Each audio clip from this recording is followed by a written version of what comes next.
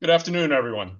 My name is Mike Strozinski, and speaking on behalf of both the Massachusetts Health and Hospital Association and the Hospital Association of Rhode Island, welcome to today's webinar, Preparing for the Mandatory Attestation and NPI Requirements for Off-Campus Hospital Outpatient Departments.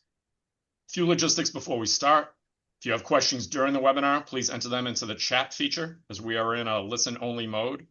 The questions will come directly to us, and we'll do our best to address as many as we can either during or at the end of the presentation. I also want to take a moment now to thank MHA's 2026 annual sponsors and strategic partners for their support in underwriting today's webinar, which is just one of many events we offer throughout the year to connect our members with leading experts to help address timely issues like the one today. I'm now pleased to introduce our speakers, Claire Marblestone and Larry Vinalia, both partners at Foley and Ladner. Claire's practice focuses on transactional and healthcare regulatory matters with an emphasis on data privacy, corporate practice of medicine, healthcare mergers and acquisitions, and joint ventures. She advises hospitals, health systems, physician groups, digital health providers, and healthcare businesses on a wide range of regulatory and compliance issues. Larry has 3 decades of experience representing hospitals, health systems, academic medical centers, and a variety of other healthcare providers. His practice involves a wide range of regulatory and transactional matters, including reimbursement compliance, mergers, acquisitions, and financings, state regulatory issues, survey certification appeals, fraud and abuse analyses, managed care contracting, and general corporate and business planning.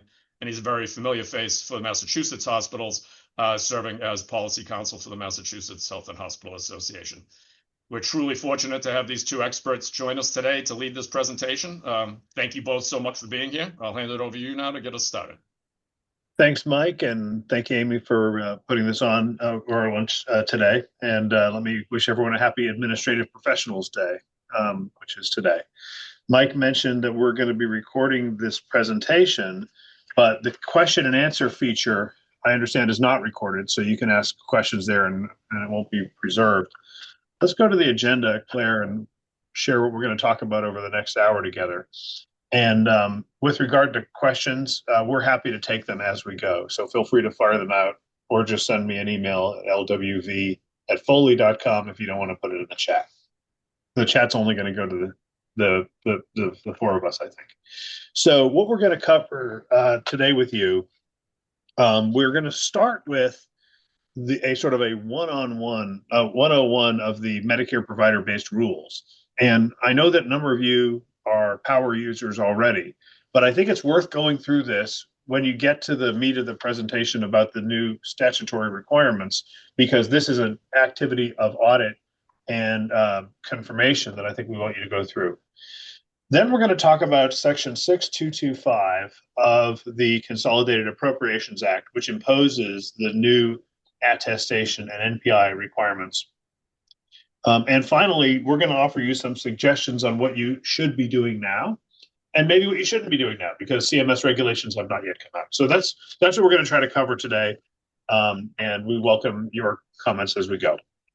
Let's go to the next slide and just talk about what are we discussing here when it comes to the Medicare provider-based rules.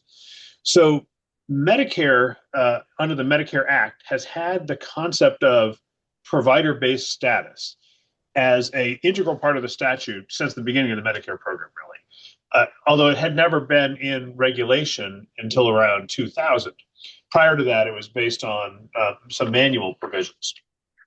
But what the provider-based rules say is this is how we know that some other facility or department or provider is integrated into the hospital itself to be eligible to have the services provided there be paid at hospital rates.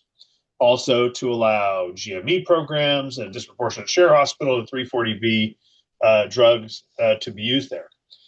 As I said, though, in the year 2000, following a number of concerns raised by the OIG and MedPAC and others that maybe hospitals were just acquiring physician practices and slapping a name on the front to make them look like part of the hospital, CMS implemented a very rigorous set of regulations at 42 CFR 413.65, which say this is what a department of a provider needs to look like, or a facility associated with a provider is provider-based, in order to qualify as provider-based.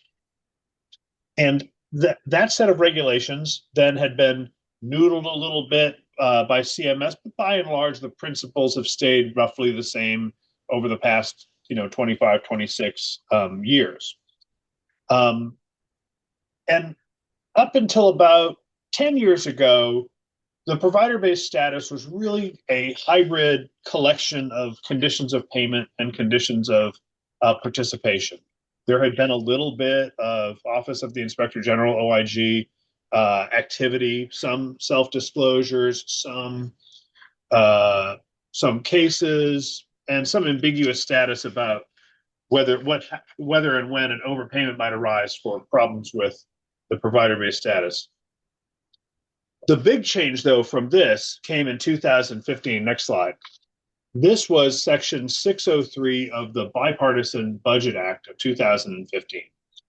And this was Congress's attempt to take a snapshot of the hospitals and their off-campus outpatient departments and say, all those that are existing and billing as of 2015, I think it was November 2, 2015, would be grandfathered in, a term that is now called accepted, and they would be able to continue to be paid under OPPS. But new off-campus outpatient departments of hospitals, unless they met a couple of limitations like being a dedicated emergency department, would not be paid under OPPS. They'd be paid under another alternate payment system. And CMS, in its wisdom, concluded that alternate payment system was just going to be to pay 40% of PPS rates, and that's the way Congress designed it. In 2019, CMS on its own decided that the site neutrality provisions of the Bipartisan Budget Act were such a great idea that they should expand them to cover outpatient hospital departments that were accepted, that were grandfathered, and apply it to the most common service provided in a provider-based department of a hospital. That's the physician clinic service as G0463. And so that was a regulatory change only starting in 2019.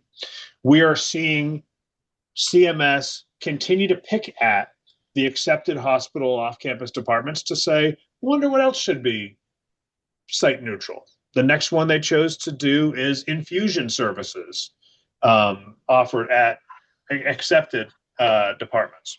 And if you look back at a couple of proposed rules ago, they've got about a dozen other services that they're thinking about. So I'm predicting that over the next several years, we're going to see additional hospital services treated to the site neutral payment reductions.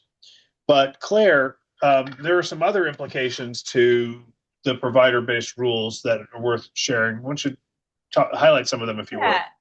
Thanks, Larry. I think we included some references to other federal and state laws that relate to this concept that we think is kind of at the core of the policy concern that Congress articulates when it's kind of going after the provider-based rules. And that's the basic concept being that when patients show up to a building expecting to receive healthcare services, and perhaps it's not in an emergency context, but just thinking they're going to their doctor, wanting to be notified of what their charges might be or what type of space that they're actually in. And that's kind of the impetus for the Federal No Surprises Act, which was effective in January 2022 and aimed at protecting consumers from unexpected medical bills, restricts balance billing for certain services, for emergency services, non-emergency services, and out-of-network providers.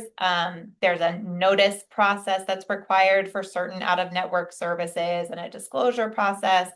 And it requires giving patients a qualifying or an estimate amount of what their payment might be. And there actually are some kind of similarities with some of the Medicare provider-based rules because you have to provide certain notices in certain contexts of estimated charges. But the No Surprises Act on a federal level, and then the Massachusetts Patients First Act is kind of a similar policy theme of making sure that healthcare providers notify patients if a provider is out of network or out of the patient's health benefit plan similar requirement to tell patients how much they will need to pay for services for planned hospital stays, certain medical procedures, and a requirement that for out-of-network needs to have an estimate of charges. So it's all kind of going to this overall like policy motivation for some of these, which is making sure that patients are aware of the type of services that they're receiving and not getting surprised by bills when they thought they were just receiving a certain type of outpatient service, but it actually ends up being a provider-based service. So to this point, Claire, there's probably three big categories of decision points. One is, are the services rendered on campus or off campus? Are the services, if they're off campus, are they in an accepted or a non-accepted department? And then three, what categories of services are being rendered in those departments, whether they're physician clinic services or infusion services or going forward? Mm-hmm. Yeah. And that'll affect both the way you're able to bill under the OPPS rules, but also what types of notices are required under those kind of tangentially related laws. So we were going to talk a little bit about what it means to qualify for provider-based status, like basic requirements about what it means, but it applies when a hospital is providing inpatient or outpatient hospital services at a remote location of a hospital or a satellite facility, and that location meets certain regulatory requirements. And the basic idea, I think, behind the provider-based rules is trying to assess whether or not this location is truly part of the provider. And so some of the requirements that we'll go through and that are in the regulations are really CMS's attempt to see, is this location actually part of your main campus hospital provider, or is it something else? Is it like a freestanding facility or a physician office that you're trying to kind of make it part of your provider? And to Larry's point, kind of the first question is whether or not you are a provider-based location could be on campus of the main provider, which is within 250 yards of the main building of the provider, or it could be off campus of the main provider, and in which case it's subject to certain location requirements that we'll kind of go through. But the basic requirements that apply to both on-campus and off-campus locations are the ones we've listed here. So the first is common licensure. The space has to operate under the same license as the main campus provider. There are certain exceptions, like if the state doesn't allow that permitted or that type of department to be on the license, there might be some exceptions, but generally they want you to demonstrate that you are actually on the license of the main provider and that location is specified. Clinical integration is a big one. There's a lot of demonstrated elements that the location must satisfy in order to prove that it is truly clinically integrated with the main provider. So the main provider needs to have the same monitoring and oversight of the facility as it does for the hospital's like main campus locations. That means that the reporting for that facility is or that location is to the chief medical officer of the main provider, that there is a unified medical record that's maintained for the provider, whether they're seen at the provider-based location or the main campus location. Another important characteristic is that the inpatient and outpatient services of the facility and the main provider are actually integrated. So patients that are receiving services at the provider-based location have access to the full suite of services that are available at the main provider location, and that there's corresponding referrals for those services between inpatient and outpatient department services for the main provider.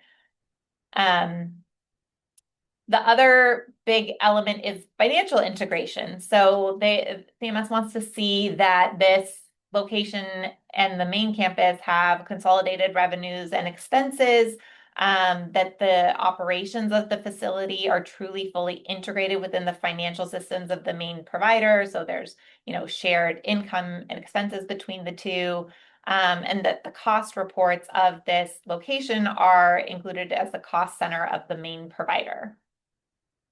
Public awareness is another key element that the provider-based location really does need to be held out to the public and to payers as part of the main provider. So when you enter into the provider-based facility, you see the same signage and branding as you would as when you're entering into the main campus provider, and that can be anywhere from like entrance to the parking lot to the directory information at an off-campus location. It needs to demonstrate that you are actually at the main provider location and not, there's instances where you can include kind of appropriate modifiers to describe a specific type of service and things, but you really do need to have that signage so that people are aware that they are entering into the main, it's the same as if they're entering into the main campus of the provider.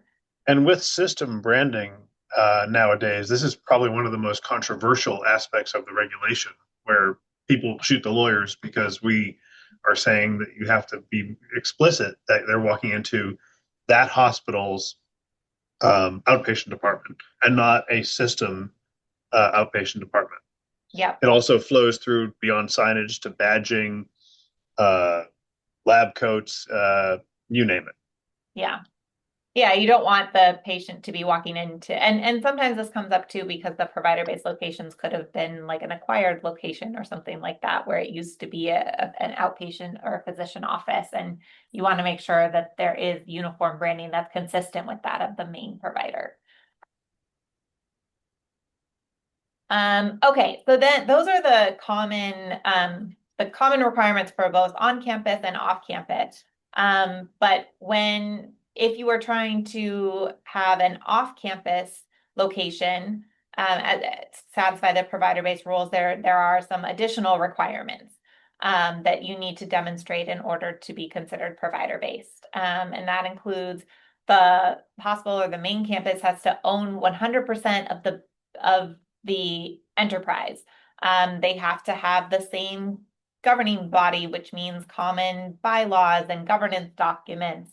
Operating decisions. CMS wants to see that the main provider has final responsibility for administrative decisions at the off-campus location. That includes things like final approval of contracts with outside parties, final responsibility for personnel policies, and final approval of medical staff appointments at the facility.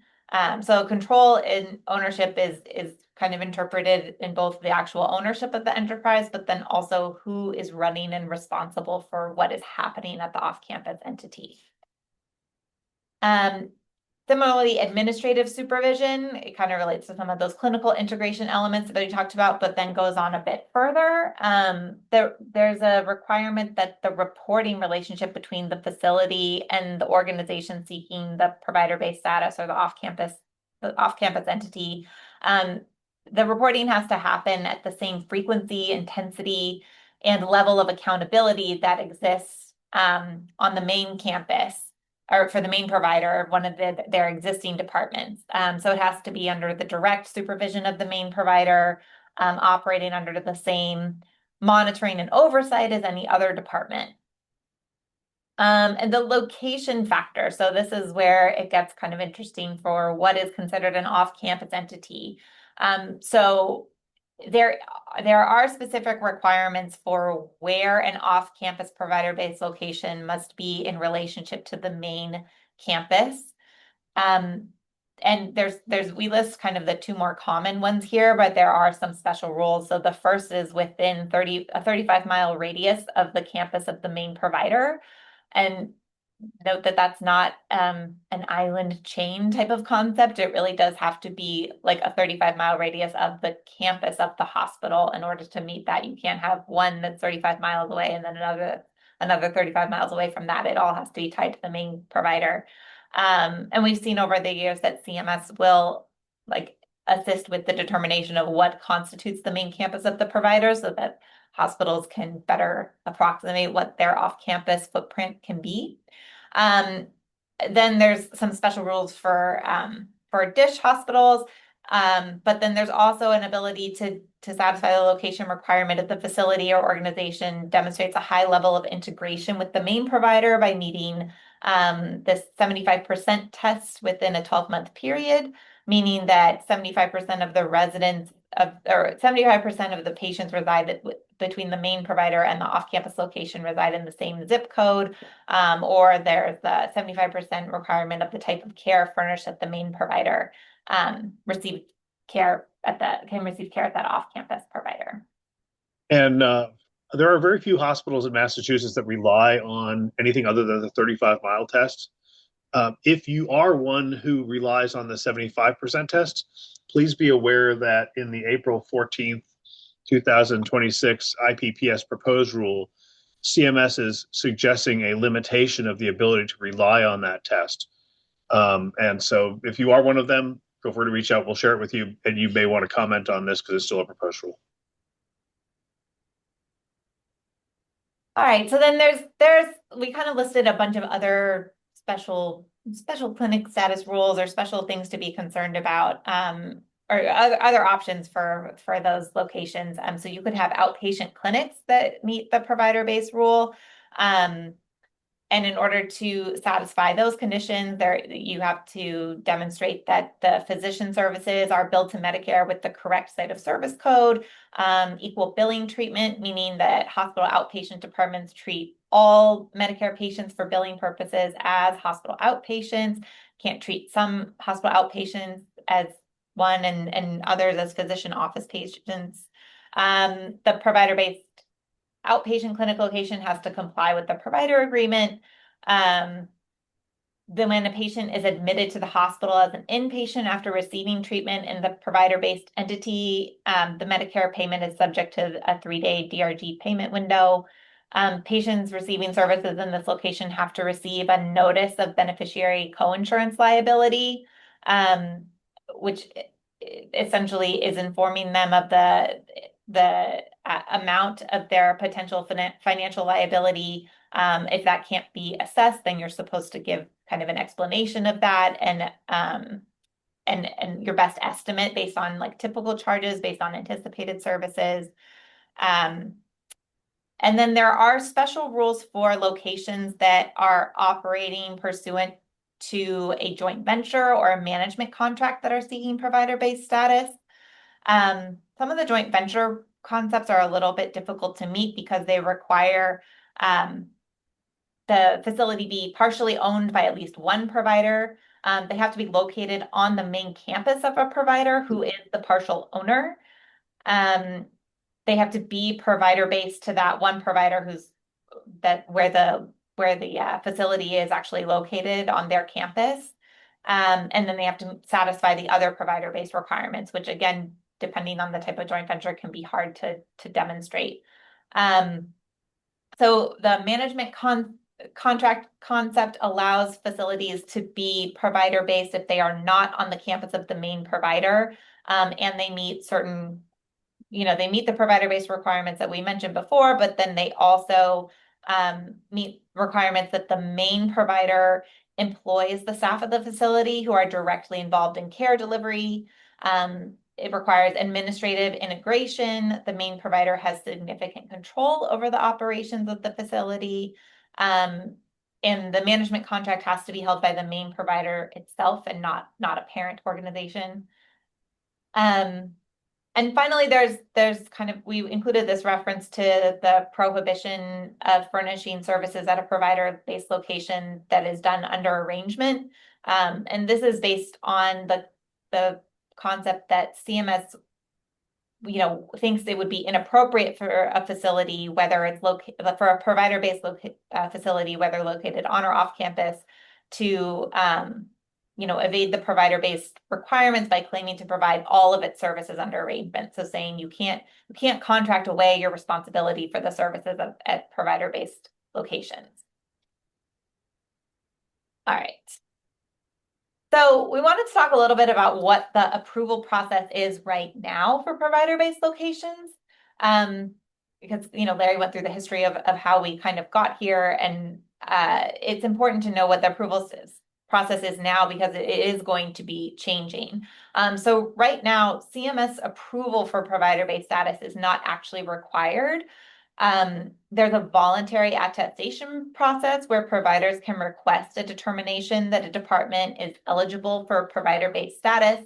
And then CMS, if a provider makes that request, CMS can send acknowledgement of receipt and review the attestation for completeness, and then makes a determination as to whether the facility or organization is actually provider-based. And, I think because of the voluntary nature of the attestations, organizations aren't always engaging in this voluntary attestation process, although they can. And many organizations instead, if they aren't doing these voluntary attestations, just rely on internal compliance assessments to determine provider-based status. And kind of, we mentioned earlier, the CMS regional office will also make a determination based on requests of what's considered the main campus of the hospital, which can help entities with that 35-mile calculation if that's something that they're interested in doing. But that's what the process is now. A couple of thoughts I have, Claire, on this stuff is, I would think it's probably fair to say that in Massachusetts, the majority of providers have relied on the internal assessment of provider-based status and did not seek a provider-based determination. Those that did historically would get a letter back after further questions from the Medicare administrative contractor or the fiscal intermediary, and that letter was a very valuable golden ticket to prove that at least as of that date you were viewed as in compliance. Over the past few years, particularly once CMS reorganized their regional office duties, one particular regional office, Region 2, took on responsibility for a lot of this, and we have discovered that though providers were still submitting their attestations, they weren't getting very prompt responses or approval letters from the regional office. That's also been true about the on-campus designation process. We certainly are aware of some local hospitals and remote ones that receive those on-campus designation letters, but they've been harder and harder to come by over time. And one last thought before we talk about what changed, Claire, is the reason we went through this just now wasn't just to give you provider-based 101, but often hospitals in very good faith, when they were rolling out a new provider-based department, would have spent a lot of time on a compliance exercise of making sure that they satisfied these requirements. They use the provider-based attestation. There's a voluntary form that CMS put out there. Some of the MACs had their own. In fact, ours updated their form periodically. But over time, we find that even in the best of families, operations change at some of these departments, and where they may have fallen out of compliance. This is now a good time to be thinking about it. We're going to cover that at the very end, but that's the reason we were talking about this historical regulation. Mm-hmm. So, Claire, what happened in the Consolidated Appropriation Act of 2026?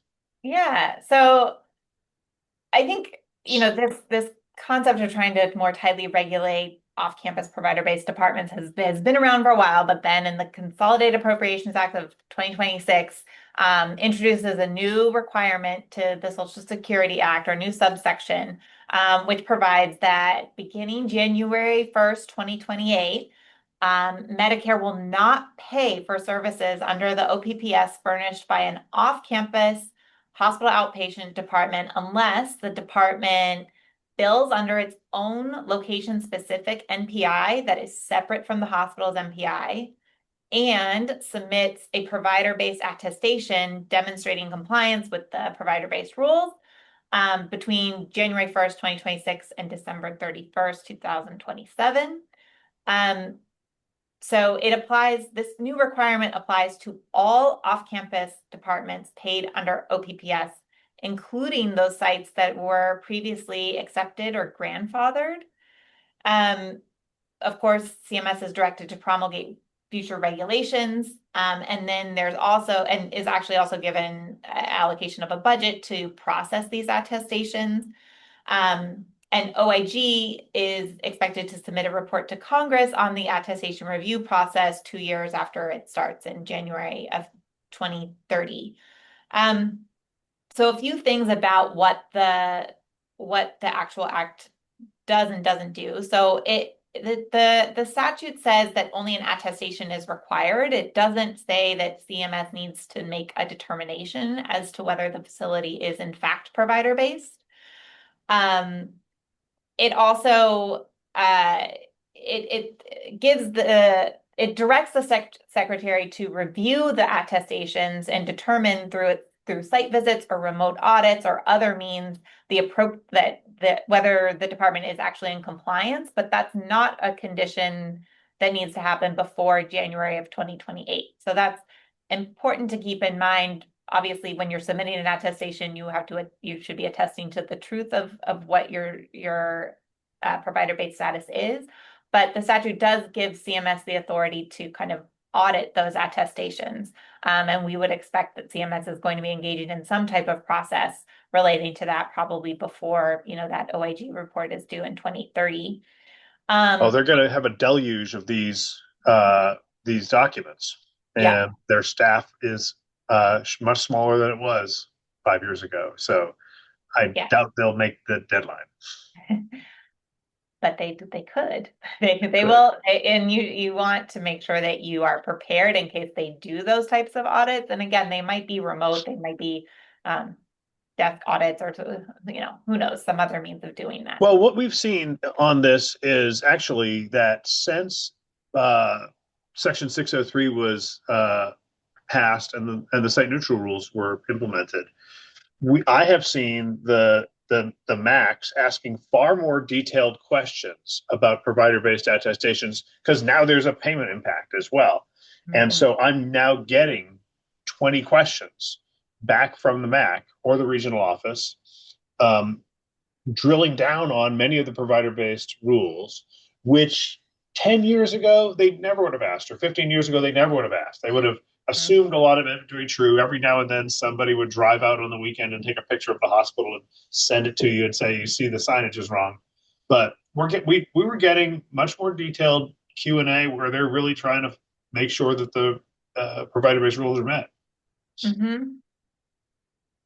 And then we're going to kind of talk about what to do now, but just a point on the NPI, I think it's worth noting that, providers may or may not have had separate NPIs for these off-campus locations in the past. It was certainly not a requirement to have one, but you kind of have to think about what that process is going to look like in terms of actually obtaining a separate NPI, and what updates you might need to make to your Medicaid enrollment, to pay your contract information, or any place where you're billing for that service, to make sure to include that NPI. And then in order to actually satisfy the provider-based rules, you have to make sure that the tracking of the services rendered on the NPI are financially integrated with that of the main hospitals. And then the only other thought about NPI, again, obtaining the NPI is a relatively straightforward process and can be done pretty easily, but you do have to identify, the taxonomy codes associated with that NPI. And if you're thinking about an off-campus location where you might want some flexibility to update the scope of services that are provided in the future, you may want to think about listing multiple NPI or multiple taxonomy codes under that NPI to give yourself that flexibility. Although I'm not sure that we've ever seen hospitals seeking separate NPIs for a provider-based department versus a subpart. Right. And when the excellent billing consultants and in-house revenue cycle people that I'm talking to are pretty confused about how to seek these. And if these actually need to be on claim forms in 2 years, this could be a payment delay. So we know that there's a lot of questions that are going to CMS on this right now. There was a meeting last week where CMS was fielding questions from people on this very topic, and we would love to see some more validation of that. Another thing that I think we should point out, and Claire, you mentioned it in shorthand, is make sure that your 855 enrollment materials is up to date, and then keep an eye out for the instructions on NPI assignments for these departments. That's going to come from CMS, and we hope relatively soon. Yeah. So then what should we do now? That's the question. AHA has submitted a detailed letter to CMS on some of their recommendations. A number of other consultants and lawyers and advisors have done so as well. We have a blog on that, which maybe Claire can pop in the chat window or we can distribute afterwards. But we do have some recommendations for things you should be doing now, and maybe some things you want to pause on until we get more guidance from CMS. We have reason to believe that their OPPS proposed rule is going to have something like a request for information in it, fielding some of the comments that we've had, and we'll get a sense of the direction they're heading. But right now, there are probably some things to do because I think it's going to be time consuming to be ready to implement this in 2 years, assuming that CMS doesn't choose to do an enforcement delay, which it has done from time to time. And the first of them is really to appreciate the distinction between what's on campus and what's off campus. That, for the reasons we said before, it applies to the obligation to file these new attestations and to get new NPIs. It applies to the limitations of payment under site neutrality and others. So remember that Section 6225, this stuff we're talking about in the new Consolidated Appropriations Act, only applies to off-campus hospital departments. It is very important, as we noted, for Section 603 because that site-neutral payment limitation, at least today, doesn't apply on campus either. There's also some import for the general provider-based rules, which have been on the books for a long time, such as which patients need to get a notice of beneficiary coinsurance liability and which ones don't. So this is, I think, your first job, is to define for your organization which facilities are within 250 yards of your main buildings, as Claire said. This generally is considered to be the inpatient facilities on the main campus. For Section 603 and for the Consolidated Appropriations Act of 26, it's also important to track what's 250 yards from a remote location of the hospital. That's an off-campus inpatient capacity. That's a valuable site as well. So that's, I would say, one of the first things we want you to do. Next slide is to build your attestation packages on a department by department basis. You're going to have to do an inventory of them anyway. We'd like to think that you had them all tracked because Joint Commission needs to know about that, and it ought to be in your PCOS filing. But build a separate attestation package for each off-campus department. This exercise is a critical due diligence process that you're going to need to include a number of different departments in that practice in order to make sure that your packages are complete. Won't be done quickly, particularly where you have questions about who's managing each of these departments, what services are rendered there. So start now. But we're not suggesting that you file them now. The window is open, as Claire said. As of January 1, the window has been open to submit these in order to get yourself bolted down for the January 1, 2028 kickoff. But as Claire said, CMS is authorized to publish regulations in which it might change the format of the attestations that are being required. We have some suggestions on that. So you may submit something which is more than you needed to submit. Chances are it won't be less than you needed to submit, but it might be more than you needed to submit. The second thing that's good about building this process is you might find that some problems have bubbled up over the past several years since you rolled these out, and now you can deal with them in a moment of relative calm rather than doing it around Christmas of 2027. So let's talk, Claire, about some of the kinds of common areas of non-compliance. You mentioned a couple of them when you were highlighting the provider-based rules. I agree with that. The places where I have seen the most risk certainly relate to joint ventures, of which there aren't that many. Documents are sometimes described as a joint venture, but they're not always really a joint venture. They may just be a bad nomenclature written by somebody who's not familiar with the regulations. Claire mentioned correctly the all services under arrangements. It's perfectly okay for hospitals to buy under arrangement services, but a few hospitals, including some in upstate New York, got in trouble a few years ago when they had, I think it was hyperbaric oxygen therapy services that were just a complete outsourced vendor arrangement. We want to clean them up, and there are ways to do that. There's always been concerns about physician billing at provider-based departments because you can't really control that. You can have policies that tell your physicians, particularly your independent members of the medical staff, how to bill, telling them to use the correct place of service codes, telling them not to do incident to billing in the hospital facility. But it's kind of hard to truly audit that, except you can audit, of course, for your own affiliated medical practices and physician organizations. There are inevitably challenges around the uniform billing requirement that Claire mentioned. When the regulation was originally proposed as a proposed rule in 1998, the reg said all patients who enter into one of these off-campus outpatient all these outpatient departments, provider departments, need to be billed as hospital outpatients.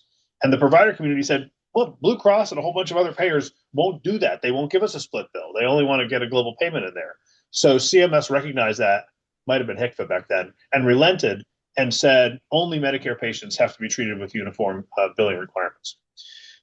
It's, of course, a good idea right now to make sure that you're using your modifiers correctly, modifier PO and PN, to reflect those that are accepted and those that are non-accepted from the site neutrality provisions of Section 603. And while we're talking about Section 603, now is also a really good time to make sure that the departments which you're claiming to be accepted or grandfathered did not expand or relocate since 2015, because that potentially loses their grandfathered status under Section 603.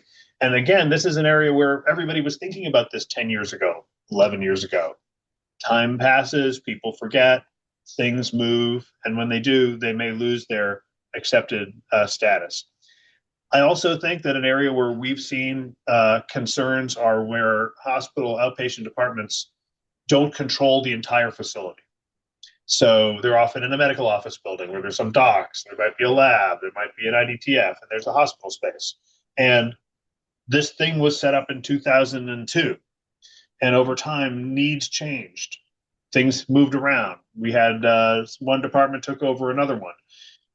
Remember, these all had to be on your hospital license. So we'd like to think that the licensing folks and the folks who did the Joint Commission were able to stay on top of it.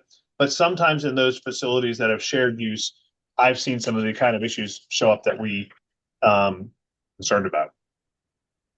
Anything on this, Claire, before we talk about some of our open issues?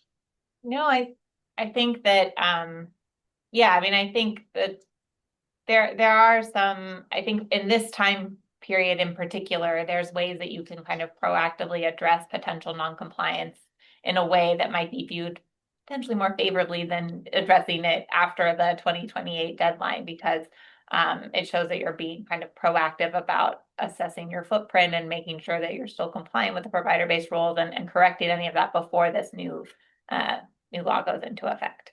And Claire, you mentioned when you were talking about the new statute that, you know, a breach here doesn't just kick you down to 40% of OPPS. It theoretically says no payment may be made for those services, which would be catastrophic. And there's a couple of ways of reading that. Maybe that means that you would have to enroll as a freestanding entity, and that's not going to take no time either. It's also possible that CMS will come up with some additional changes. This probably moves us into the next topic of like, what are some of the open issues that the hospital industry and we and others have been bringing up in hopes that CMS will be able to address some of it within the OPPS proposed and final rule for 2027. Yeah. I have some significant doubts that that CMS will be able to process all these attestations and review them in a meaningful, timely basis. And for that reason, I agree with you, Claire, that the submission of the attestation is all that's required to be guaranteed that you have a billing privilege going forward. I think that CMS probably does need to think about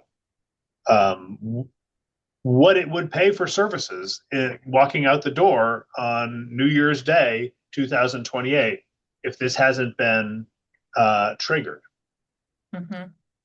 I'd really like to see CMS authorize a short form attestation option, which could be done as easy as putting it in PICOS, a one pager, a click through where the hospital says, yeah, we've looked at this and we believe we are compliant, click. I wouldn't be at all surprised if this is something that CMS will entertain, and I do believe that AHA is advocating for it as well. CMS could also acknowledge that providers who submitted attestations and or providers who submitted an attestation and got a determination might be able to be deemed as having filed one of these new attestations. It's a tricky one around the statute because the statute contemplates some new attestation during that process. But I think CMS could say the first OPPS claim you bill under after January 1st, 2028, where you have received an approval and you've already attested, would be deemed as your attestation. I think they could do that in the preamble to the rule if they wanted to. The statute also has this squirrely reference to subsequent attestations. Does that mean CMS has to require the providers to submit these things on an ongoing basis? I hope not, because that would be a lot of needless hassle. They could, if they wanted to, say only in the case of a material change to a facility or department, would they need to go through that reattestation process? And there is a material change provision within the existing provider-based rules. It's been there for 25 years. What do you see as some open issues that we should also want to make sure that the hospital community gets to the attention of CMS? Yeah, I mean, I think the having more clarity about what the attestation process is going to look like and impact of prior attestations is pretty important. And I think during this time, there was actually a question that we just saw in the chat about, trying to understand the recommendation to build attestation packages when CMS might revise the attestation requirements.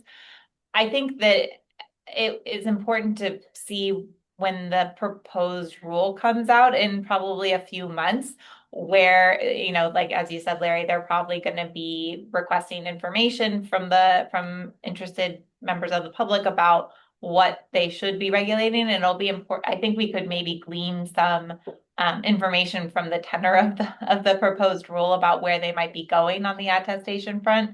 But in terms of what providers should do now to kind of prepare themselves for that process, I mean, I think it's you might want to first doing that mapping to kind of understand where you are and which of your off-campus locations you might need to submit an attestation for. And then, going through and figuring out, okay, if I needed to submit an attestation based on the current CMS guidance or checklist for doing so, could we start building that? And to the extent you might not need to submit that entire package based on, what CMS rulemaking could end up being like, or what the tenor is during that initial and then final rulemaking later this year, at least you would have started setting up the process to be able to submit that attestation that you could pare back later on. Yeah, I agree with you, Claire. And sort of to second that, even if the attestation form isn't the same form that they're going to want or require you to submit, going through that exercise is still, I don't believe they're going to change the provider-based regulations. No. It's possible, but I haven't gotten any indication of that. So the underlying rules still need to be proven. Next question we got is, do we think that CMS is going to require attestations for off-campus sites where there's no payment impact? For example, sites that only provide PT, OT, or speech language pathology. Well, this goes back to the very concept of the provider-based attestation rule, where CMS says at the very beginning of the reg, we're not going to make a determination on those entities that don't have a payment impact, other types of provider-based entities. And remember that this rule is limited to those facilities that are billing under OPPS. So if you're eligible for reimbursement under Social Security Act 1833T, other than T26, then I think that T26 doesn't apply to it. Mm-hmm. Other thoughts on that, Claire, before we answer the last question that I see sitting in our chat window? No, I think we can move on. Yeah. Next question was, any thoughts on if a standalone emergency department currently exempt from PO or PN would be exempt from the 35-mile rule? No, I don't think so. I think that the 35-mile rule is independent of Section 603 and its grandfathering provisions. But she's right that emergency departments bill with a different modifier. I think it's ED or ER, and therefore not triggering that because emergency departments are exempt from Section 603. I have another question, or this is another comment that we got a little earlier on, and we haven't mentioned yet, but there are 340B implications for this new change, right? So in order to be eligible for 340B pricing, you generally would need to be part of the main provider. So you can be eligible at these provider-based locations for 340B pricing. And I think that this new process, I mean, given the scrutiny that the 340B program is independently facing, I think that these things are kind of intended to go together to make sure that the entities where you can legitimately claim that they are provider-based are therefore also eligible for that 340B favorable pricing. So that's a good comment from the audience. And yes, we know that there are 340B implications to this as well. And that program is also increasingly under scrutiny.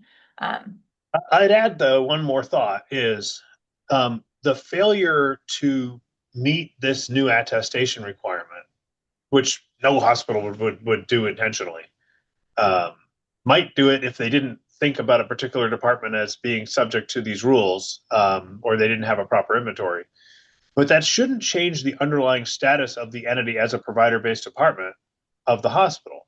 That's not maybe cold comfort if you can't bill for anything there, but this statute is independent of the provider-based rules at 413.65. Again, maybe cold comfort if you can't bill for it anymore, but that kind of goes to whether or not a patient who receives services in such a department is still eligible for 340B drug pricing elsewhere, otherwise. Mm-hmm. I don't see any other questions in here, Amy and Mike. If they do pop up before we bid adieu, we'll field them. We'd also be happy to take any other questions offline. If you want to send them to us at our email address at foley.com, we'd be happy to do that for you. That's great. Seeing no other questions, Mike, turn it back to you. Yeah, I appreciate it. Claire, Larry, thank you. A lot of great information in there today. Thank you for leading a really helpful session for all the hospitals tuning in.